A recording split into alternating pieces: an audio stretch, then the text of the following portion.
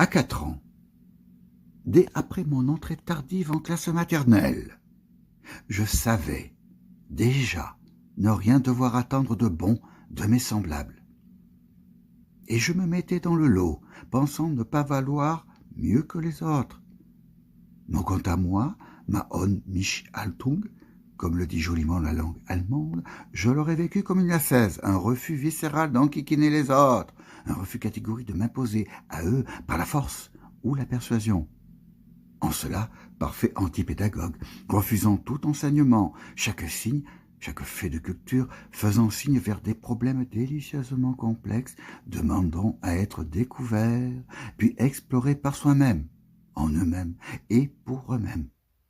Une triade qui tire à U et à Dia, quel roman la matrice de l'activité littéraire, que j'ai déployée ces 20 dernières années. Refusant tout enseignement reçu, donné, douce ambiguïté qui répond à merveille à cette Onmisch, ce sans moi, qui signe un désengagement précédent, tout engagement tout en signifiant un radical effacement de ma petite personne. Reste ce moi, dur à cuire. Effacement ne signifie pas repli sur soi, mais, de seuil en seuil, la promesse d'un accueil inconditionnel et chaleureux à qui désire s'ouvrir, parler, converser sans jamais viser quelque conversation que ce soit. J'ai été un enfant, puis un adolescent effacé, bouillant, véhément. J'aime cette apparente contradiction.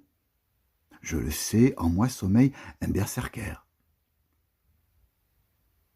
J'étonnais d'autant plus lorsque je prenais la parole, tenant alors des propos qui détonnaient et émettant des jugements sans appel. Moi si calme, si doux, comment pouvais-je être aussi tranchant, aussi véhément? Un être de raison et un être de passion, tout cela à la fois, aimant passionnément la raison, tel j'étais, et je suis resté. Mes copains voulaient toujours faire de moi leur chef, lorsque nous jouions aux cow-boys et aux indiens. Cela me mettait dans l'embarras, car je n'aimais rien tant que le mouvement désordonné, la griserie de l'attaque frontale. L'expérience me fit comprendre fort jeune qu'il y a des chefs qui s'imposent naturellement par leur charisme, leur bagou, leur sens de l'initiative, leur compétence, et des suiveurs, alors que moi je désirais n'être ni l'un ni l'autre. Je me tenais quoi? J'écoutais attentivement notre prof de philo, qui passa 1 mois à nous ouvrir les yeux, puis vint le moment de rendre ma première dissertation. La rédiger, quelle jubilation! Il arriva ce qui devait arriver. Convoqué à son bureau, je dus certifier que c'était bien moi qui l'avais écrite. « Comme vous ne parliez pas, je pensais que vous ne compreniez rien, me dit-elle. » Ah, le silence! Il m'en aura fallu du temps pour accepter de ne pas mettre ma lumière sous le boisseau. Impulsif jusqu'à en être intempestif, tel je fus longtemps. Ça sortait comme ça, il fallait que ça sorte pour ne pas exploser. Et de fait, j'explosais, laissant tout le monde dans l'embarras, ce qui, pour être honnête, m'amusait beaucoup. Un camarade et ami lança un jour en terminale « Mais il parle !» Tout le monde éclata de rire, sauf moi, pris à mon propre piège. Le seul compliment que j'acceptai et qui me fit vraiment plaisir dans mes jeunes années fut celui de ma prof de philo qui me dit un jour à son bureau « Vous n'avez pas besoin de moi, vous découvrez les problèmes tout seul. » L'orgueil voudrait que nous n'ayons ni père, ni mère, ni une quelconque ascendance. Né dans un milieu pauvre, peu instruit, mais chaleureux, je n'ai bénéficié ni d'un capital social accumulé par papa, ni maman, ni d'une instruction de qualité.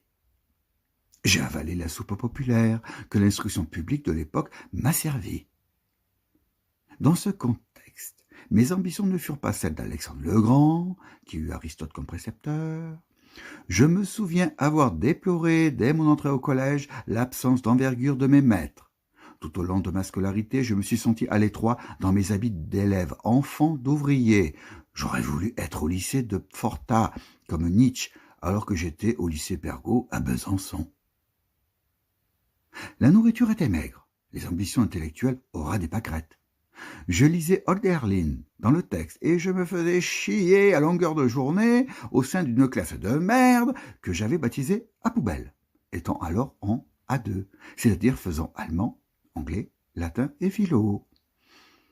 On me proposa de passer 3 concours généraux en allemand, en français et en philosophie. Et tout ce dont je me souviens, c'est l'attitude hautaine de ce connard de Novak, proviseur du lycée Pergaud en 76 et 77, dans le bureau duquel j'avais dû me rendre pour obtenir un papier signé de sa main afin de pouvoir passer les 10 concours. Aucun mot d'encouragement de la part de ce cuistre, qui ne jurait que par les maths. « Tu sais, Guyot, la liberté, ça n'existe pas. » Voilà bien la seule phrase éducative que j'ai retenue lors de mon passage dans ce triste lycée Pergaud. Elle émanait d'un autre connard, le surveillant général Le Surge, comme on disait à l'époque. J'avais eu le malheur d'arriver en retard à la suite d'une panne de réveil. Et naturellement, cet abruti m'avait accusé d'être arrivé en retard délibérément. Ma bonne foi fut mise en doute. De là date assurément ma méfiance à l'égard des flics et de toutes les instances de contrôle social en général. Je crois bien que cette phrase qui sur le coup me fit suffoquer d'indignation signale l'acte de naissance de mon anarchisme tranquille. Dire une telle ineptie à un lycéen qui faisait 8 heures de philosophie par semaine, fallait oser.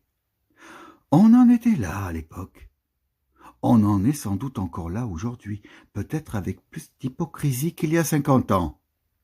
On ne réveille pas un dragon qui dort, surtout s'il n'a rien à perdre. Les flambées de violence, si navrantes soient-elles, ont toujours une explication. Enfin bref, trêve de compliments. Il ne faut jamais s'endormir sur ses lauriers. La reconnaissance est autre chose. Elle participe d'une amitié à distance qui sait faire fi de toute verticalité et de toute horizontalité. Elle respecte l'asymétrie foncière de tout rapport humain. On m'a mis parfois sur un piédestal pour m'en faire tomber. Je connais la chanson. Servir de marchepied à une connasse, rude expérience. Lorsque j'offre mon amitié à un auteur, ce n'est pas pour lui demander en échange la même considération. Je n'ai que faire des compliments, je le redis. Je ne complimente personne, par conséquent. J'offre ce qui s'est offert à moi dans la passion de comprendre, sans obliger quiconque, sans jamais réclamer quelque réciprocité que ce soit. Le do, ut, das latin m'est foncièrement étranger, tout comme le monde romain dans son ensemble. Je suis arrivé à un âge où les rapports ambivalents qu'inspirent les diverses autorités et les compromis qu'impose la vie en société n'ont plus aucun poids. Je me moque du tiers comme du quart. Le concept d'ambivalence inventé par Bleurer dit beaucoup de choses des rapports humains que nous sommes amenés à vivre tout au long de notre vie, au même titre que la diade attirance-répulsion. Si la littérature permet quelque chose, c'est bien de traverser tout cela sans encombre, dans cet îlot de prospérité qu'est l'Europe menacée de toutes parts, mais aussi de l'intérieur.